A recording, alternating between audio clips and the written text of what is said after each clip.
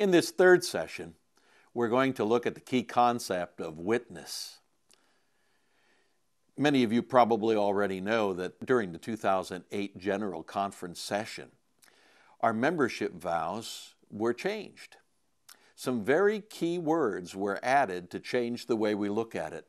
These words are also in your workbook, and you'll find them on page 9. The change in our vows really has refocused the energy of what it means to be a member in the United Methodist Church to realize that our real allegiance, first of all, is to Christ. Originally, we were always talking about being faithful to the United Methodist Church as members. But now our vows remind us that we are to be faithful to Christ through the ministries of the United Methodist Church. More than that, we are also called to be participants in the church through our prayers, our presence, our gifts, our service, and now the word witness has been added. What it really means for us is that what once was a focus on the church as an institution has changed now to the church as a movement. And let me say a little bit about that. Throughout history, the church has found moments for what we would call reformation. There were times early on in Jesus' ministry when it was very clear that the purpose of the church was to be a movement. Jesus and the disciples literally would go from place to place spreading the word of God's love and compassion and care. And it would be centuries later when that movement would continue across the face of the earth, but eventually it would turn into a kind of institutional church, where all of a sudden all of the strength and power of reaching out to the community and to the world became refocused on the welfare of the institution.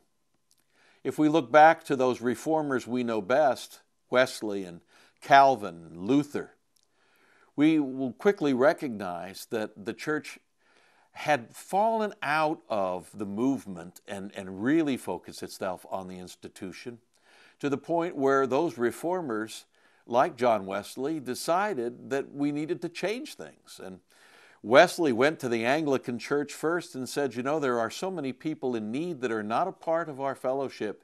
How do we get them into the church? How do we minister to these folk? The answer back to Wesley was, well, kind of jokingly, we have front doors, there's a sign out front, and all they have to do is show up.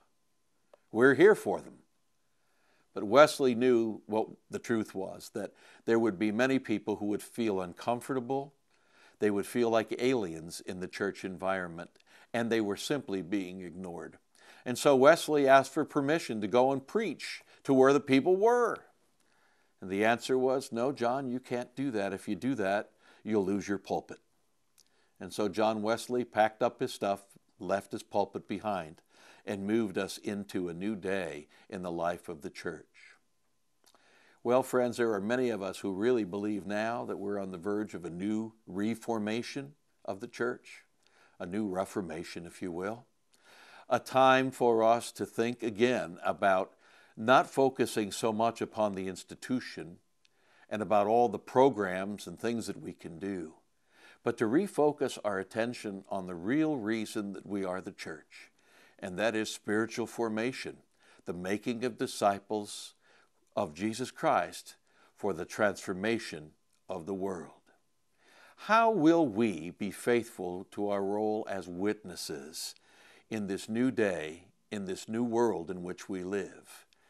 How can you as a church rethink the way you witness to those who need to hear the story?